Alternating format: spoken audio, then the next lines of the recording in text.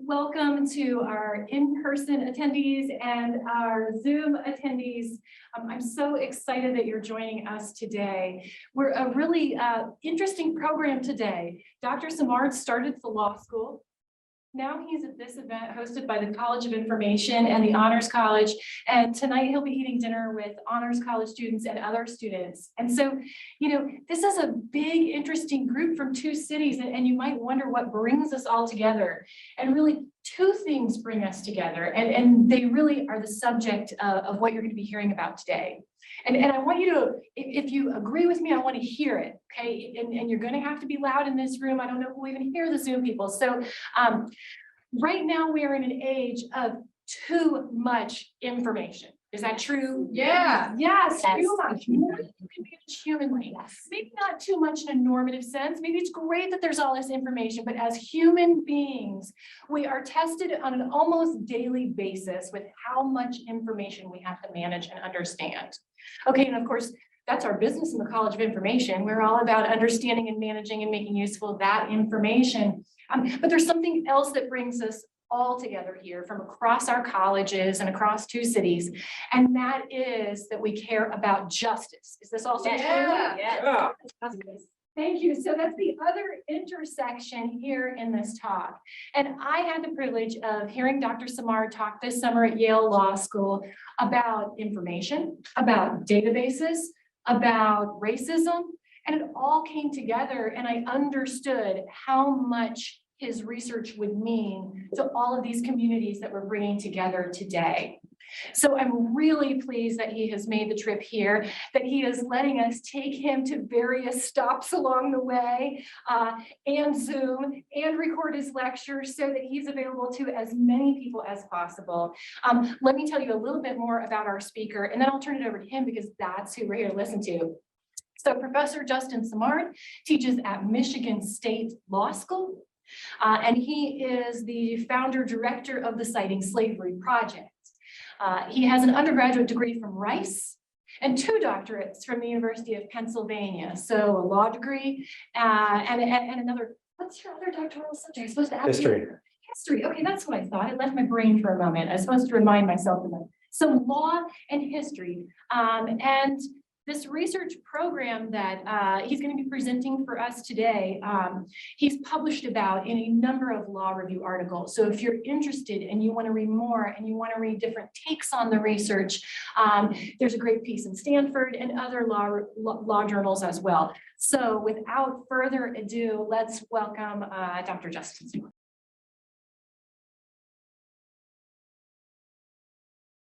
Well, thank you for that very warm welcome, and thank you all for showing up, both here and online. I'm really excited to share my work with you. Law was critical to the establishment and growth of American slavery. Judges authored thousands of cases on the subject, and the influence of these cases remains underappreciated today. So today I'm going to talk to you about how the law of slavery was constructed, why modern judges continue to rely on slave cases for basic propositions of law. And I'm also going to tell you what the Citing Slavery Project. So early on, when I was doing this research, I realized that scholarship alone is not going to be enough to address the issue that I found here. And so in addition to continuing to research on slavery's legacy, I'm also working with students at MSU to help build a database of all slave cases and sort of use that database to help us understand how those cases continue to influence American law today.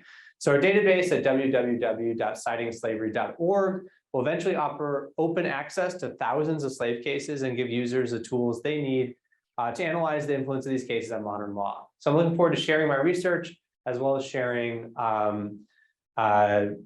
hearing your ideas and suggestions for where we can go from here. So I'm going to start by introducing slavery's legacy by providing an example of a modern court citation of a case rooted in slavery. Then I'm going to take us back to the 19th century to explain how lawyers built this law of slavery in the first place. Next, I'll discuss the continuing law of slavery and why judges today, including here in Texas, continue to cite slave cases as good law. And finally, I'm going to share some ideas about how we can work to redress the law of slavery and tell you about the work that the editors of the Citing Slavery Project and I are doing. So let me give you an example of, let me give you sort of walk you into this. So from commerce to criminal law to inheritance, slave-related disputes made up a significant portion of cases in 19th century America. So judges in courts authored approximately 10,000 cases, which I define as slave cases, which I define as any case involving enslaved people as a subject or the object of dispute. Now, despite their prevalence, these cases, especially those involving routine legal matters, have received very little attention from legal scholars. So, like judges, these scholars have tended to see these cases basically as irrelevant to most legal debates. They find the rules and decisions reached in slave cases remain valid even outside of slavery, even after abolition. So law professors Will Bode and Stephen Sachs argue that because, quote, the legal system treated people like ordinary property, most slave cases merely state ordinary rules of law. I disagree. So let me give you an example from a 1999 case in the Tennessee Court of Appeals, to help you understand what these cases look like. So in tire shredders, the Tennessee Court of Appeals faced a simple question of law. Could a jury award damages both for loss of use and decrease in value? Did I miss the chance to admit that person? Dr. Simard, Adam is admitting. You got a minute? Okay, Yes. awesome. Thank you. That's good enough. So the suit was brought basically after a fire destroyed some tire shredding machinery. So that's what this looks like here. And in coming to its decision, the court cited Johnson v. Perry, an 1841 Tennessee case involving an enslaved person, a man who is himself considered property. So the court cited this case because it was the first opinion to explain what damages were available for injury to personal property in Tennessee. I'll read it to you. Now, keep in mind that these are the words of a judge writing in 1999. The court held that if the injury had been temporary, the plaintiff could recover damages for the loss of the slave's service. If, however, the slave had been permanently injured, the plaintiff could recover damages for the deteriorated value of the slave in lieu of damages for loss of service. Finally, if he had been killed, the plaintiff would have been entitled to damages equal to the actual value of the slave, but would not have been entitled to recover damages for loss of the slave's service. So the modern court analyzes this case about damage to human property like any other case, no differently from the next citation, a case about damage to a car. Of course, Johnson v. Perry didn't involve a car, it involved a man named David who was enslaved in Tennessee. David's case started when he got into a verbal dispute with a group of white men who then wanted to, quote, chastise him. So he managed to get out of their grip, run away from them, jump off a sort of ledge into a creek and fall 4 feet, basically permanently and severely injuring his knee. Now, instead of awarding him damages for the injury to his person, instead they awarded damages to his owner. This kind of callousness to David as a piece of property was a natural result of slave commerce. In such a context, the Johnson court's decision to award David's owner damages for his injuries followed the twisted logic that such a system demanded. But it doesn't make sense today. And I think at a time when other American groups, from businesses to universities, are attempting to reckon with the legacy of slavery, the legal profession needs to do the same thing. So my project asks lawyers to do 3 things and asks for all of your help in helping me convince them to do these 3 things. So first, I think the legal profession needs to recognize the important role that slavery played in the development of the profession and the important role that the profession played in the development and maintenance of slavery. Second, I think that the lawyers need to recognize that slave cases can't be treated just like every other case. There's something different about these. And third, that lawyers need to consider the serious dignitary harms that come with citing such cases. So I think citing these cases without commentary, without recognizing what they're doing, ignores the humanity of those people like David who were harmed by the legal subjugation of slavery. So to understand why these cases continue to be cited, we need to understand where they came from. And slavery was a colossal institution. By the time of secession, enslaved people made up 30% of the population of slave states, and the market value of enslaved people accounted for 15 to 20% of wealth in the United States, an amount 50% greater than the combined values of all manufacturing and railroads in the country. The slave economy extended outside of Texas and the South, right, to the entire country. Northern industry, finance, and global trade were all fueled by slavery. All this economic activity generated thousands of cases. Involvement in slave commerce by courts meant not only ruling on these cases, but also in actively participating in the buying and selling of people. So these are ads for sales of enslaved people for debts. And these sales would take place actually on the steps of courthouses across the country. So South Carolina's judicial system dealt with so many of these auctions that one historian has argued that they were the largest slave auctioneering firm in the entire state, the court. Now, part of the reason lawyers were able to support slavery was because they used their expertise to fit slave cases into traditional legal categories. So instead of creating a separate category for slavery, they instead fit slavery into already existing legal categories. So let me give you a couple examples. The dispute over whether someone had authority to sell and warrant an enslaved person on behalf of another person became a matter of the law of agency, which is sort of a precursor to our current law of employment. The proper procedure for a seizure by a sheriff of enslaved people became a question of the law of debt and commercial relations. And finally, a case about borrowing enslaved people became a case about the improper control of property. So these are just a few examples, but this happened thousands of times, including here in the great state. Jessica Holland, one of the students working with me on the Citing Slavery project, has found more than 200 cases from the Texas Supreme Court already. And these cases deal with everything from fraudulent conveyances and technical rules of wills to basic sales and warranty claims.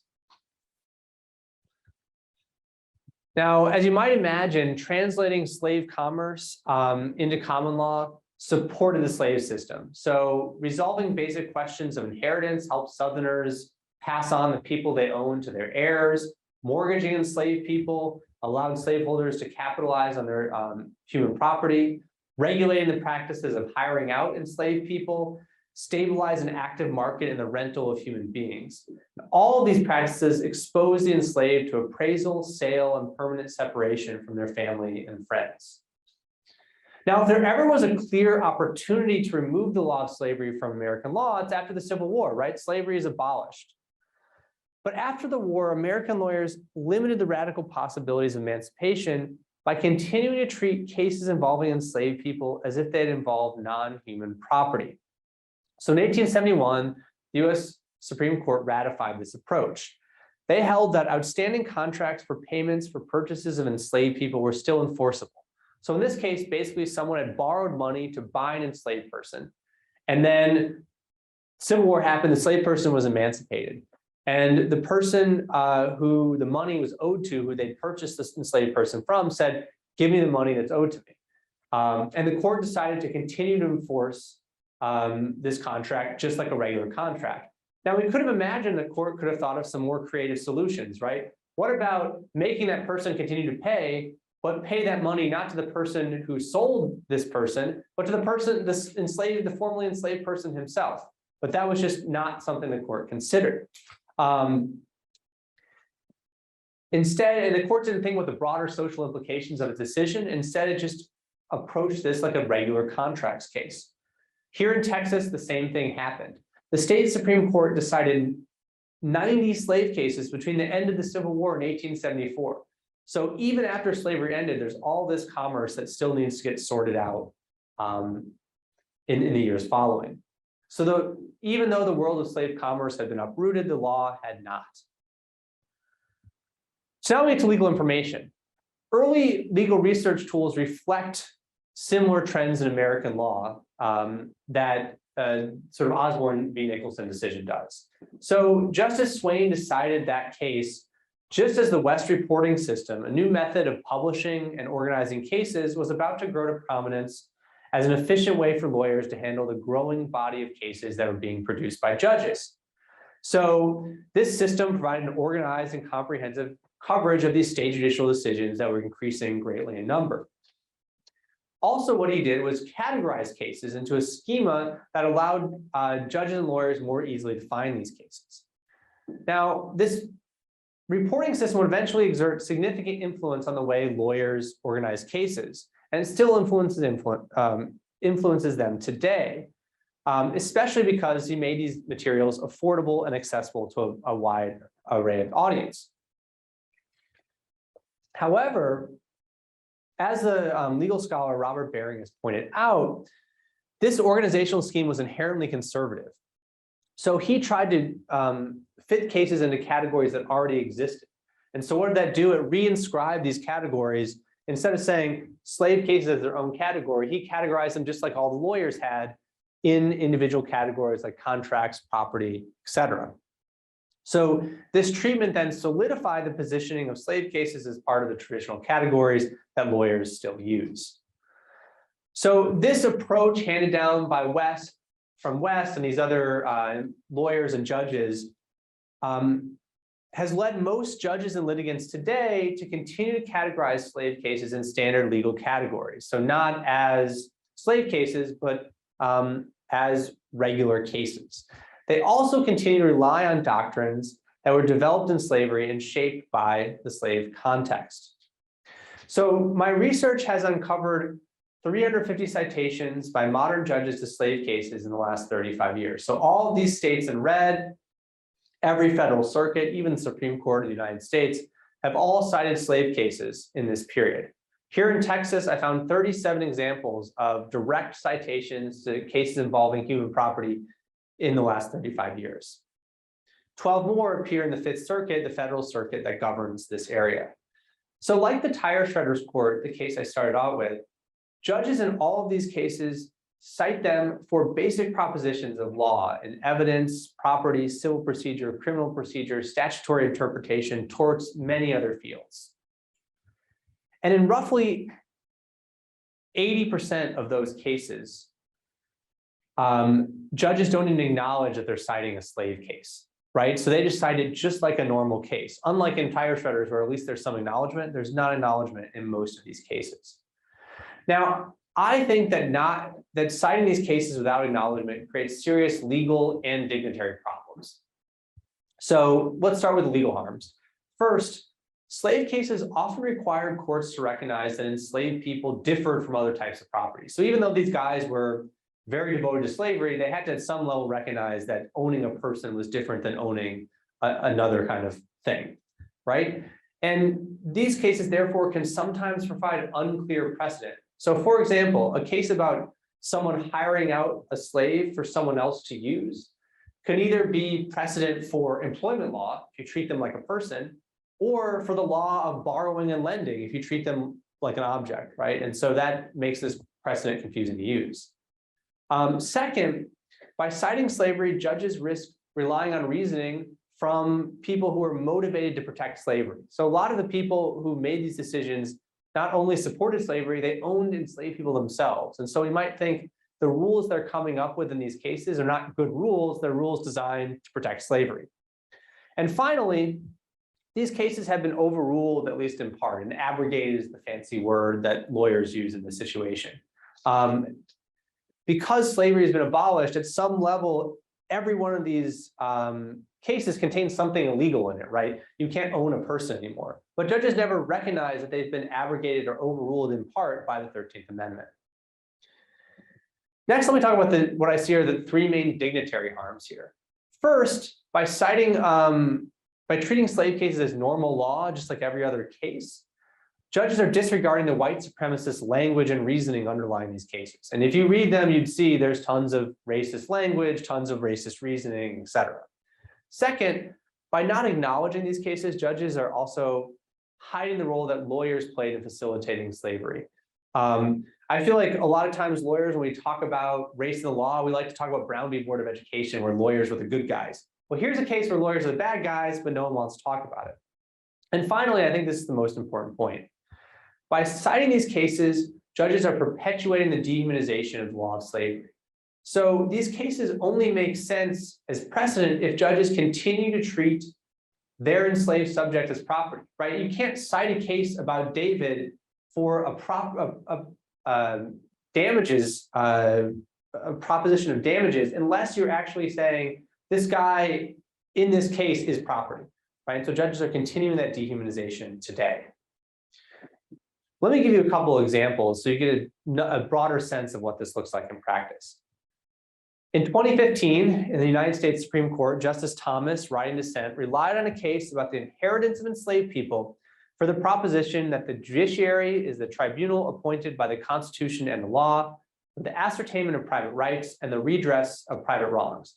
So basically, it's just saying the courts are the ones who make decisions. The courts have the power to make these kind of decisions. But isn't it strange that to demonstrate the court's power, or why the court deserves that power, he cites one of its biggest abuses, right? It's enforcement of slavery. So usually I have a number of examples from all across the country, but aside from this one, I wanted to share some other ones from Texas. So here's an example. This is in 2014, the Texas Supreme Court cited a case involving a lawsuit recovering 2 enslaved men named John and America for the history of the rules governing discovery. So discovery is sort of process by which litigants get information from each other. So you say, you need to turn over this information to me. But they, for this proposition, just rely on sort of uncontroversial proposition. They rely on this case involving these 2 enslaved men. Here's another example. In this one, the Texas Court of Appeals cited a case involving a will that left 2 enslaved children to descendants. And the court cited this case for the applicability of interpretive principles governing wills. So basically it said, we're not going to use this to say slavery is still good, but just that this case, the judges did a great job of showing how we should interpret wills. Maybe not, maybe this is not the best example of that. And finally, the Texas Supreme Court decided a case much like tire shredders, the case I started this all off with. So like in Tennessee, the court cited a slave case for the rules governing damages for loss of use of an enslaved person who had been, quote, unlawfully detained. I mean, side note, it's a little weird to think about a lawful detention of an enslaved person and unlawful detention, right? We would think, of course, that all of that is unlawful now. So one question I hope you're asking yourself now is, why do judges continue to cite these old cases for these seemingly uncontroversial legal holdings, right? So in part, I think we can attribute this to the development of legal citation practices. Here's where information comes in. By making citations easier and more formulaic, innovations in legal publishing facilitated a turn to more citation-driven legal argumentation. So in most fields, you need a citation or a couple citations at the end of a paragraph or specific facts. In law, you need a citation for everything, and sometimes multiple citations for everything, even things that no reasonable person would disagree with. Just an example in legal scholarship, the article I'm working on now, the journal editors want me to cite things in my introduction that I explain later in the paper, even though it's an introduction, right? That's the whole point of the introduction, is just introduce the things we're going to talk about.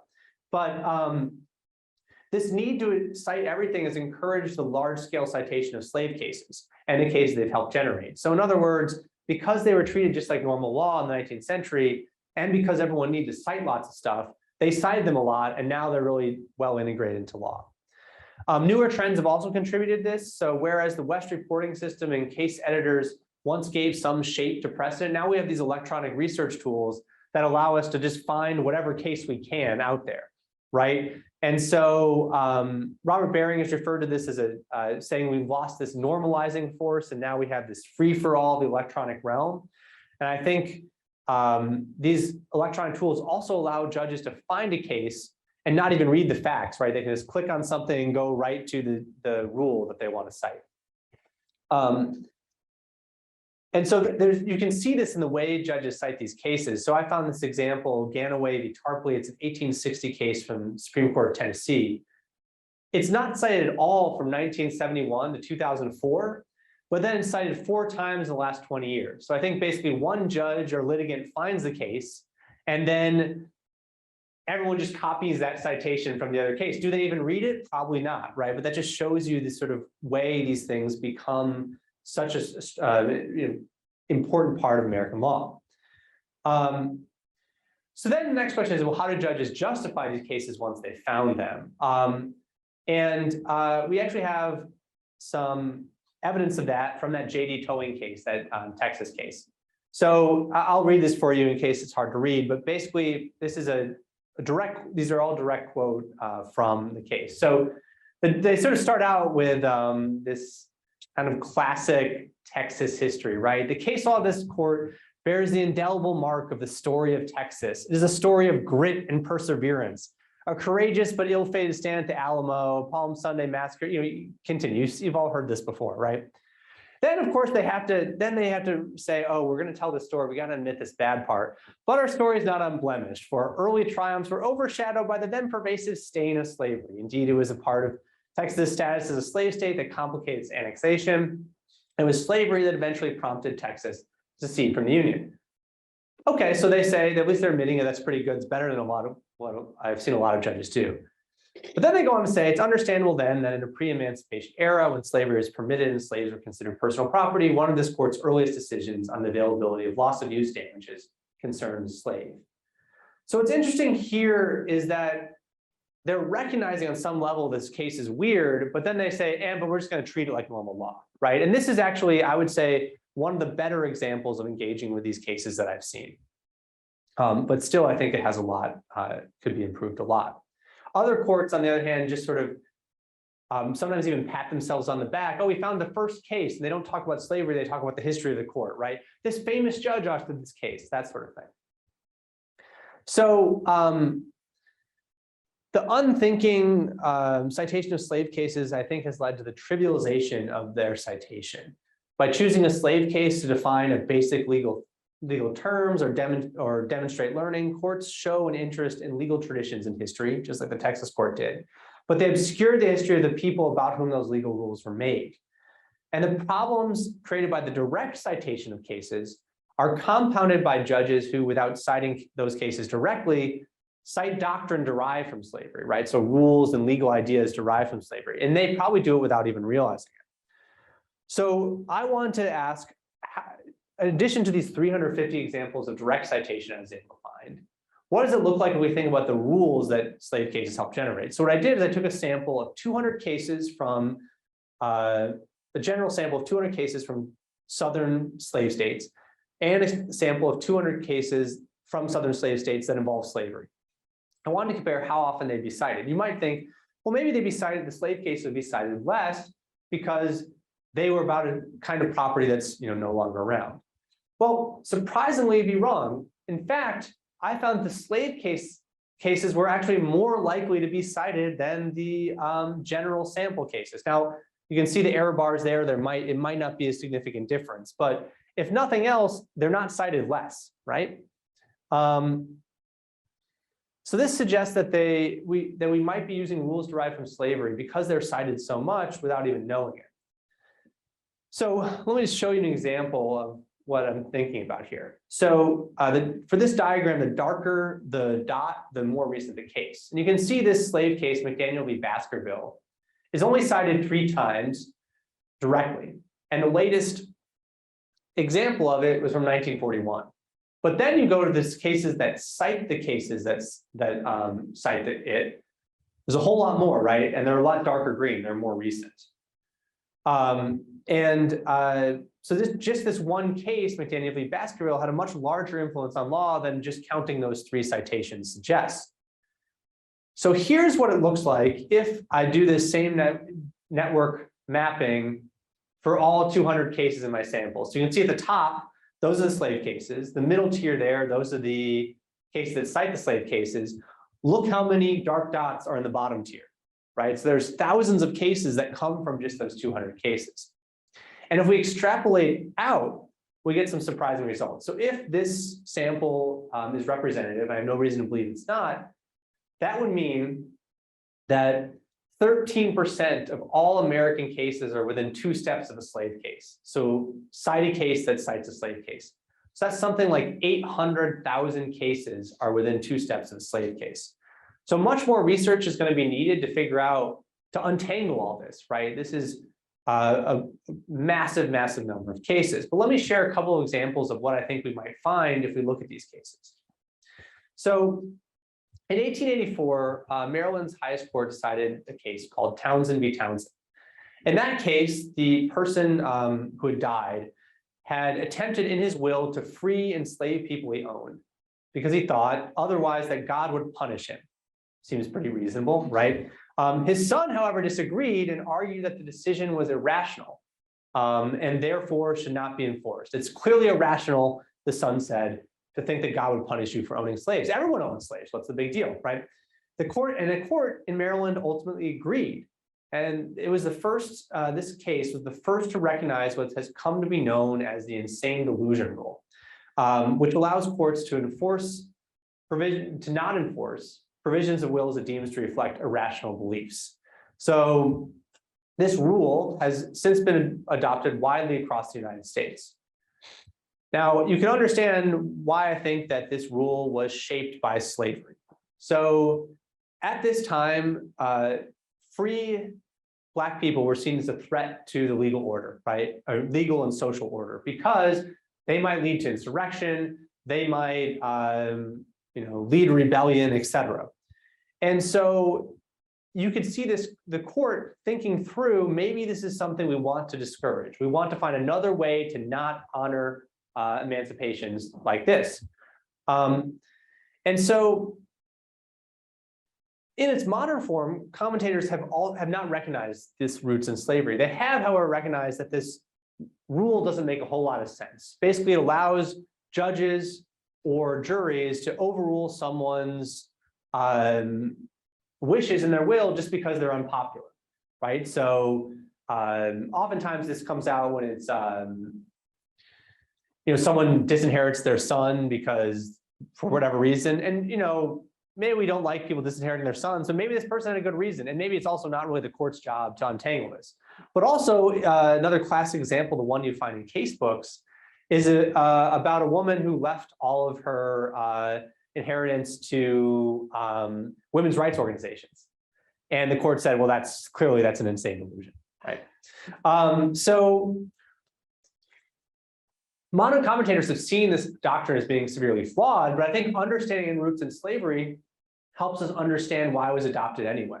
And it also, I think, suggests that maybe we want to reconsider this doctrine. Here's one other example.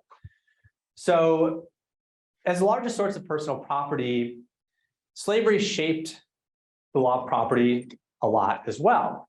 So judges in slave cases were the first to apply the so-called doctrine of adverse possession to personal property.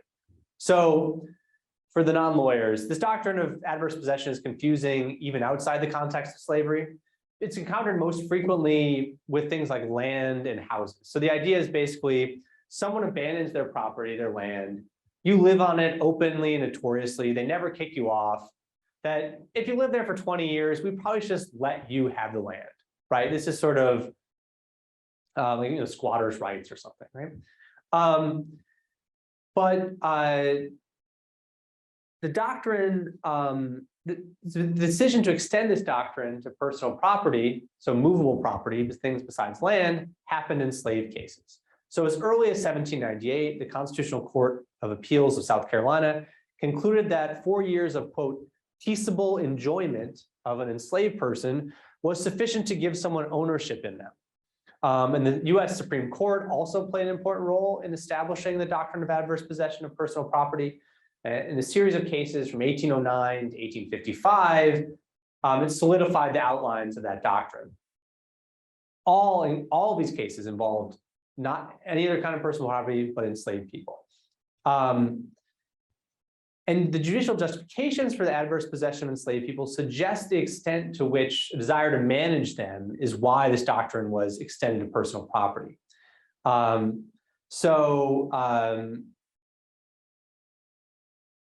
Basically, so there's all this white supremacist reasoning. Just to give an example, one court said, the young of slaves stand on the same footing as other animals, right? That just gives you a sense of like what these holdings were like. And these cases have been influential. The Supreme Courts alone have been cited by other courts 600 times. And that's just the direct citations. Think about the indirect citation as well. Now, here's another area of doctrine where modern commentators have said, well, this doesn't make much sense. Because what kind of personal property is adverse possession applied to now? It's things like art or jewelry. So basically, the way this would work is you buy a painting, and then 30 years later, someone says, oh, someone stole this from me. And the court says, okay, you've had it long enough, we'll let you keep it. Well, the modern commentators have said, well, this rule doesn't really make sense. In the land context, when you are living on someone's land or their real property, it's going to be pretty obvious that you're doing that.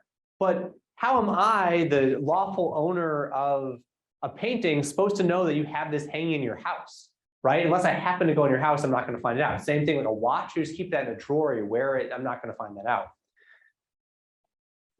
But of course, the reason, and they said this doesn't make sense. Why did judges extend this doctrine? Well, the reason they did was because of the law of slavery. Because what kind of enslaved people were a kind of personal property that you would possess in an open and notorious way, right? Because they're a person, you can't hide them in the same way, at least not as easily. And also, you could just ask them, how long have you lived here? How long has this person said that he owned you? But of course, you can't ask the painting the same question. And so I think understanding the slave foundations of this doctrine understands why it's a bad doctrine, but it also explains why judges decided to extend it. So how many more examples are there like adverse possession or like the insane delusion rule? We just don't know. We have to do more research to find out. But because the law of slavery is so deeply embedded in American legal thought, this is going to be a really difficult problem. Like sorting through 800,000 cases just at 2 steps removed is an enormous task. I think there are a lot of different ways that we can approach this problem. And I also think that it's not just a lawyer problem, it's a problem that everyone here, even the non-lawyers, can help with. So today I'm going to focus on the ways we can provide better information to lawyers and legal researchers. As the insane delusion rule and the adverse possession example suggests, addressing even these strong examples of the negative influence of slavery on the law is going to require a lot of work, because you got to find a case and also understand the slave context in which it was made to understand why someone would make this bad rule. Despite these difficulties, I'm happy to report there are other scholars working on this work. So Casey Park, who's at Georgetown, her work shows how slavery and conquest of Native American land have shaped property law. David Sklansky at Stanford has a new article about the way slavery shaped the law of evidence. And other scholars like Dylan Penningroth at Berkeley and Brittany Farr at NYU are examining the shape of race on private law more generally.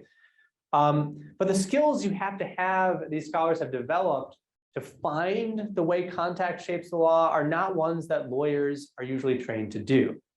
So the sociologist Elizabeth Mertz has observed how classroom dialogue in law school teaches lawyers how to do a legal reading of cases. So they're trained to understand that some facts are relevant and other facts are irrelevant.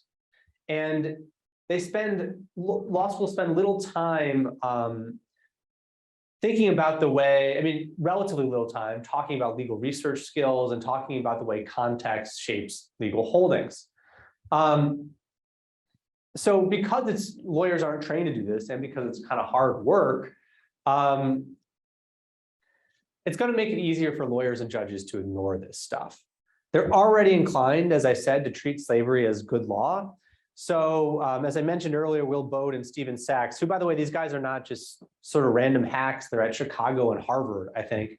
They've responded to my work by arguing that we can trust good lawyers and scholars to sort out the influence of law of slavery and determine when this abstraction actually obscures something important. But I think this trust is misplaced. As Kesu has noted, erasure of the histories of conquest and slavery and race is widespread in American law schools and American legal scholarship. Scholars and lawyers are just not thinking about the context they need to be to address these important issues. So I think there are ways that we can improve the tools that lawyers use. So one way we can help them recognize slave cases is by improving these legal databases. So right now, some lawyers might be citing these cases without even realizing it. So this is a slave case, an example of a head note from one, which is the sort of stuff at the top of the case that helps organize it. It says characterization, marital property. It doesn't tell you that marital property is enslaved people. And unless you read the case carefully, you might not know. So one of the things I'm arguing for is that these legal research tools should flag these cases. So right now they flag cases that have been overruled, but they don't flag cases in which the context might make us want to reread them. And I think, adding a signal, hopefully when we collect these cases, send them to these legal databases and they'll add a signal so that people won't at least cite them accidentally. Now, that is a big ask. It's part of the reason I haven't done it yet. But I do think there is some possibility. We have hope for this. So this year, the Blue Book, which is the citation manual used by lawyers, sort of the Chicago manual style of lawyers, based on my suggestion, added Rule 10.71D, which requires lawyers citing slave cases to acknowledge them when an enslaved person was an object or subject of a dispute. This, I hope, will force lawyers to grapple directly with their use of slave cases. So you can't just sort of notice it and pretend it doesn't exist. You actually have to acknowledge that. Despite this sort of relatively straightforward approach, neither I nor the Blue Book are saying don't cite these cases, just saying if you cite them, you have to acknowledge them. This new rule has been described as both legally misleading, morally misguided, and unscholarly. So as this reaction suggests, we have a lot more work to do if this simple parenthetical leads to such accusations.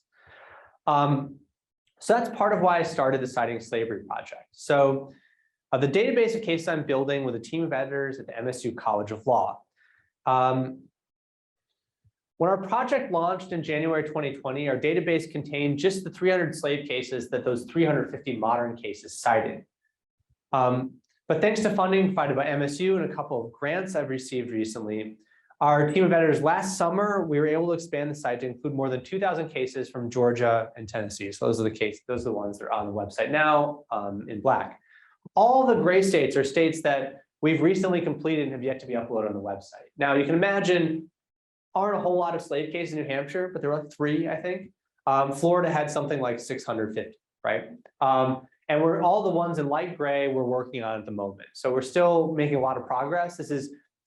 We tried to find ways of doing this through machine learning or other advanced techniques and ultimately decided good old brute force is the way to do it. So we search for a series of terms and then my students just read the cases. They provide a brief summary, 1-sentence summary of the case.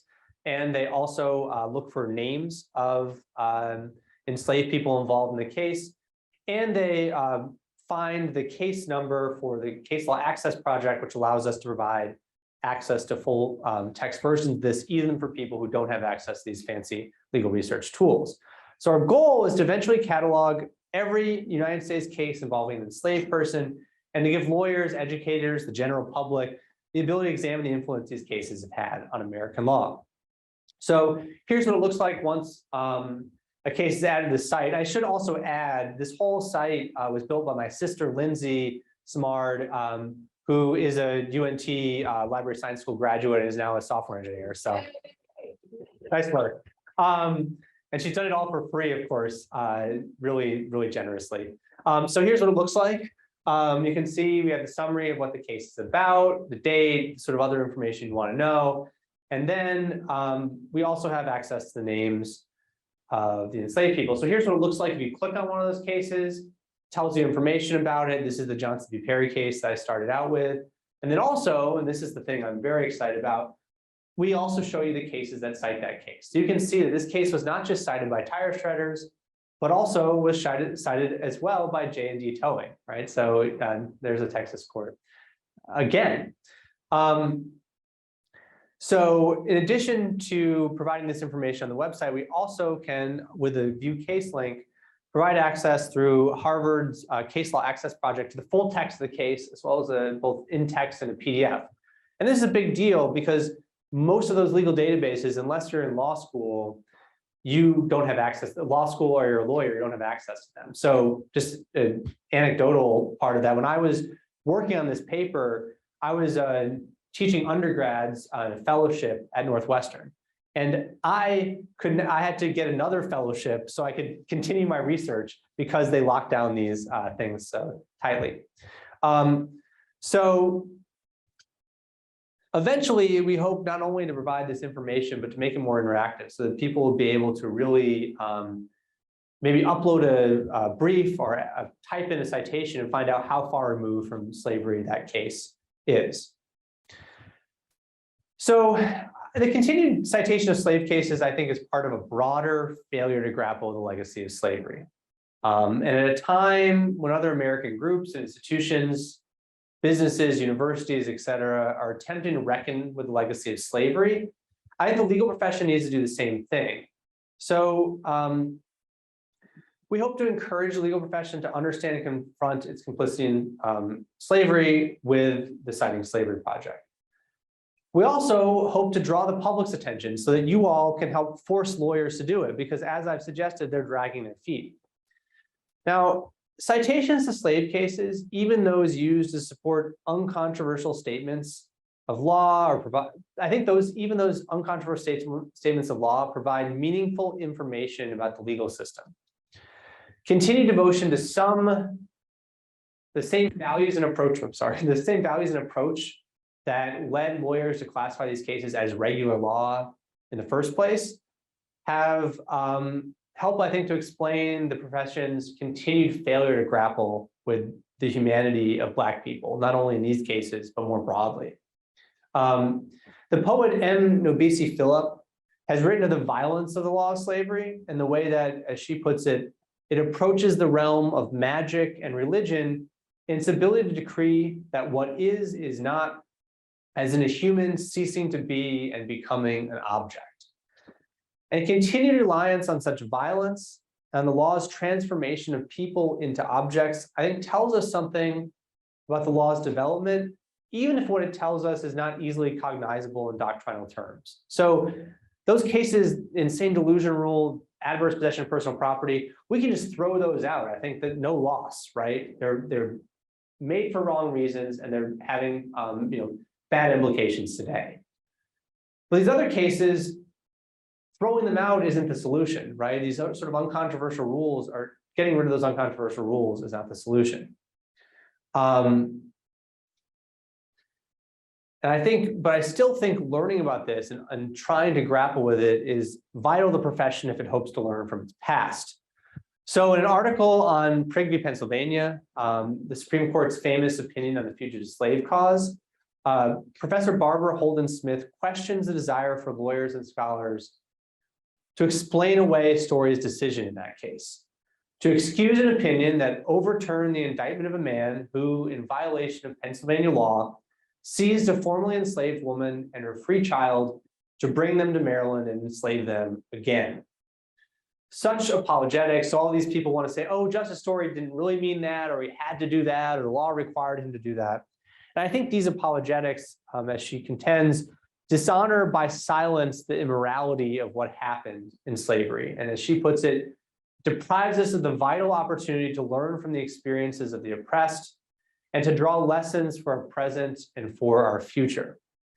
Failing to address the precedential weight of slavery is another kind of silence that hinders attempts to, as another scholar, Ronaldo Walcott, has put it, bring to a conclusion this long process of emancipation.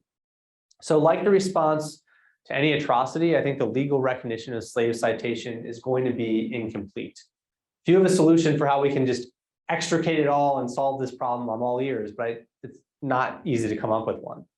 But I think we should nevertheless encourage lawyers to take this opportunity to reconsider the myopic perspective that has led them to continue to cite slave cases more than 100 years after the ratification of the 13th Amendment. So thanks again for letting me share my research with you. I look forward to hearing your questions, comments, and advice. And please stay in touch, whether by reaching out to me or by visiting our website or following us on Twitter. One of my excellent researchers also runs our Twitter account. So thank you very much. I look forward to your questions. I have a question, Dr. Simard. Mm-hmm. I had to write it down. Just a second. Okay.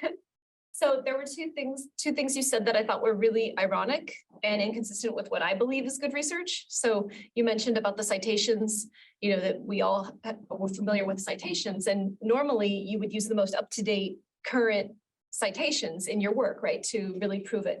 But yet they're going for the really old citations. So in addition to that, you would think that the digital age would have made it easier to search and find a non-slavery citation as opposed to just going back. So do you think judges are lazy and lawyers, or are they do they have maybe some inherent racism and they're clinging to the past?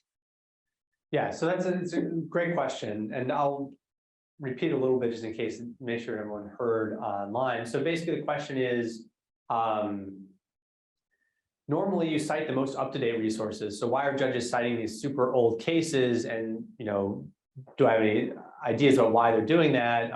Is it because they like doing it because they're racist? It's an excellent question. So I would say, first of all, in their opinion, sometimes the way they justify citing these cases is they want to find the first example of this rule. So like that JD Towing or the tire shredders case, the court is doing a long history of the doctrine. So starting the first time we can find it all the way to the present. Now, why do courts do that? I think part of it is, like I was saying, they want to honor tradition. They want to honor the past. They want to show that this is coming from the end of a long line of opinions, right? And so in some ways, the authoritativeness of a precedent is not just based on its currentness, but also how long its history, how long it's lasted, right? So that's part of this common law method. Now, do they need to be doing this? Could you write these opinions without doing this? I think absolutely. And I think it's an interesting question. I mean, this is something I thought about when I was clerking for a judge. It was on an appellate court. Every single case you handle on an appellate court, you have to justify your jurisdiction, your power to decide that case. And you have to justify your standard for review. Do you review for gross abusive, gross errors, or do you review de novo on your own? And the way we picked out those citations, I felt was totally random.